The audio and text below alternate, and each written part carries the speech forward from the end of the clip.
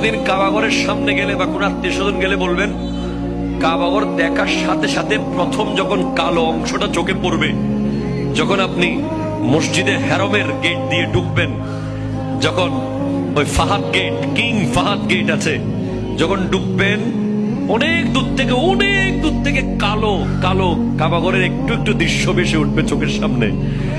তখন দোয়াটা করবেন, কি দোয়া করবেন কয়টা? যখন কয়টা? একটা দোয়াই কবুল হবে দেখার সাথে সাথে। কাবা ঘর দেখার সাথে সাথে প্রথম যে দোয়াটা করবেন ওটা কবুল করবেন কে? এখন শিখে নেন, অনেক মানুষ জানেন না হিকমত।